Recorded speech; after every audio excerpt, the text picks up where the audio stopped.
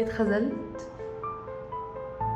حاسس بخوف، حاسس انك لوحدك، حاسس ان كان حد ماسك ايدك وماسكك وانت مديله الامان وسايب نفسك، وفجأة لقيت نفسك بتقع من فوق بعد ما كنت حاسس بالامان. حاسس ان هو الشخص اللي انت امنتله ده هو اللي طعنك بايديه وذبحك وسابك في وسط الوجع والألم والوحدة والخوف. المرحلة اللي أنا بكلمك عنها دي اسمها مرحلة الصدمة. مرحلة الصدمة هي المرحلة اللي انت مش هتبقى مصدق فيها ان الشخص ده سابك فعلا، وهتقعد تسأل نفسك ازاي سابني، ازاي هو مش موجود، ازاي هو عمل كده، ده كان بيقولي ان عمري ما هسيبك، ده كان بيقولي عمري ما هبعد عنك، ده كان بيقولي ان انا ما اقدرش اعيش يوم من غيرك. فجأة تلاقيه مش موجود. المرحلة دي بتبقى اصعب مرحلة في الخذلان. نيجي لتاني مرحلة عندنا وهي مرحلة الإنكار. المرحلة اللي ما بتبقاش مصدق فيها إن الشخص ده فعلا سابك، إن الشخص ده فعلا بعد، إن هو أكيد كان مضغوط، أكيد كان عنده مشكلة، هو استحالة يكون بيعمل كده، يمكن يكون زعلان مني، يمكن يكون مكتئب ومتضايق بس هيرجع. تنكر شعورك إنه خذلك علشان ترضي كبريائك مش أكتر.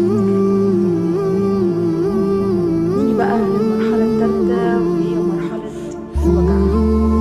إنك تبدأ فعلا تحس بالوجع، تحس إنه فعلا مشي، إنه فعلا سابك.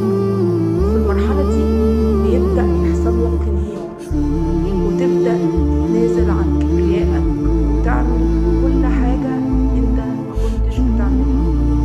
تعيطي وتبعتي في مسجات ورسايل وترني كتير وتزعلي وتكتئبي وترفضي الأكل والشرب، مبقاش ليكي نفس لأي حاجة. ودي مرحلة الوجع اللي بتيجي بعد مرحلة الصدمة ومرحلة الإنكار. طبعا ألم الخذلان بيبقى ألم صعب جدا وشديد، بيبقى هرمون الدوبامين بيتسحب من جسمك زي المخدرات بالظبط، وهنا بتبدأ تقلل من كرامتك وتنسى نفسك وتنسى كل حاجة انت عملتها لنفسك. نيجي بقى للمرحلة الرابعة وهي مرحلة الغضب. المرحلة دي بتبدأ تشوف الأمور على حقيقتها، وتبدأ يحصل عندك وعي وتسأل نفسك هو أنا إزاي كنت بسامح؟ هو إزاي أنا كنت برجع؟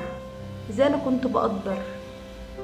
بتبدأ تحس إنك زعلان من نفسك على اللي أنت عملته في نفسك، وإنك قللت من نفسك وقللت من كرامتك، وبتبدأ تفوق فعلا وتشوف قيمة نفسك وقيمة الشخص اللي خذلك، وإن الحياة ماشية عادي، وإن هو ما كانش الهوا اللي بتتنفسه ولا حاجة.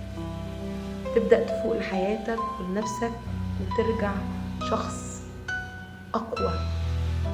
ودي بتبقى المرحلة اللي قبل القبول، إنك خلاص بتبدأ تتقبل الأمر وتنسى الشخص ده وتعيش حياتك، وتبقى لا بتكرهه ولا بتحبه ولا كأنك عرفته أصلا.